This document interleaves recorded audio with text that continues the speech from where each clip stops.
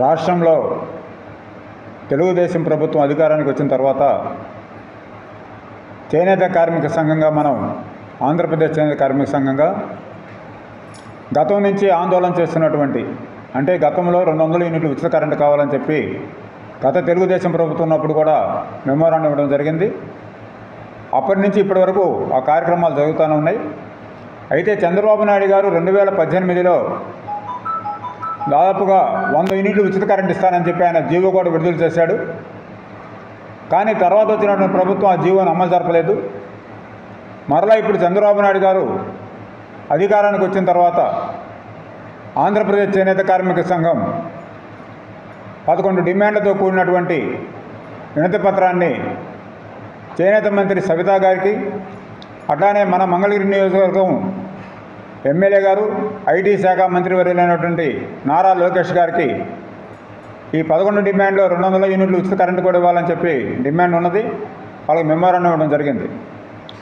అయితే ముఖ్యమంత్రి చంద్రబాబు నాయుడు గారు ఆగస్టు 7వ తేదీ జాతీయ చేనేత దినోత్సవం రోజున చేనేత కార్మికులందరికీ 200 యూనిట్లు ఉచిత కరెంట్ ఇస్తానని, అదేవిధంగా చేనేత పరిశ్రమలో జీఎస్టీని రద్దు చేయడానికి ప్రయత్నం చేస్తాం, కేంద్ర ప్రభుత్వం రద్దు చేయకపోతే రీఎంబర్స్మెంట్ ఇస్తామని చెప్పి ప్రకటించడం జరిగింది.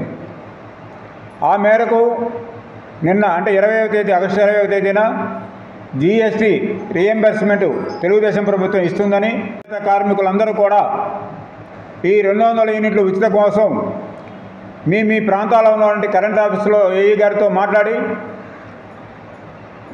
ఏ ఆధారాలు కావాలో అవి కావాలి అని మనం ఇవ్వాలి.